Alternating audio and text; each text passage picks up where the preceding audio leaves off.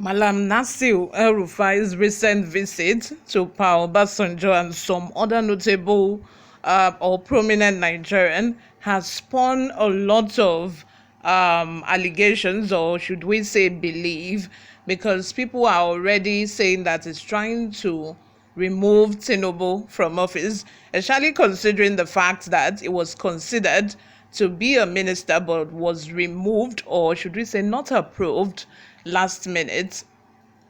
Before we go into the details of today's news, if this is your first time here or you haven't subscribed to this channel, what are you doing? Please go ahead and subscribe, like this video, give this video a massive thumbs up, leave your opinions in the comment section below. El-Rufai's recent actions spawn far-fetched beliefs he is planning to remove Tinubu from office. The former governor of Kaduna State, Nasir El-Rufai, on Sunday triggered mixed reactions from Nigerians who believe he has a presidential ambition ahead of 2024 general elections. El-Rufai, who was replaced by Abbas Balarabe as a minister in Tinubu's cabinet after failing to pass the Senate screening, triggered the mixed reactions when he visited former President Olusegun Obasanjo at his Abeokuta home in Ogun State on Sunday, December 24th. Prior to yesterday, the former Kaduna governor had visited the country's former leaders this December. He had visited former President Muhammadu Buhari on the 11th of December 2023. On the 14th of December 2023, El-Rufai also visited former President Ibrahim Babangida. Owing to the fact that it has almost become a norm for presidential aspirants to pay these visits to the country's past leaders before declaring their presidential ambitions, El-Rufai's recent gestures set the Nigerian online space abuzz yesterday. Someone said, El-Rufai is definitely going to contest against Tinubu and might end up removing him from office in 2027. James Mason, a social political commentator, said, the 2027 race will be very interesting. El-Rufai is apparently cooking something and it's smelling nice. We hope Tinubu is prepared. Photos from the visit were shared by the former Kaduna State governor on Sunday. He captioned the pictures, Sunday update. Earlier today, I visited my boss, former President Olusegun Obasanjo, welcomed me and my friends at his Abeokuta home. We were hosted to a sumptuous lunch by Mrs. Obasanjo, for which we are very grateful. Back to base for Christmas, inshallah. What are your thoughts? Do you think that El-Rufai is gearing up to contest or to declare his intention to run for the 2027 race? What do you all think? Leave them in the comment section. Let's discuss, share opinions, rub minds there. Before we go, let's take a look at some of the reactions we got online. Friday says, is religious bigotry. He can't word talk less of. He can't win a word, talk less of a country, as if forgotten what is said about Christian in Nigeria. We are waiting for him. Let him come and eat his vomit. God punish him and his family. Another person says, Adeotikule, El-Rufai cannot win.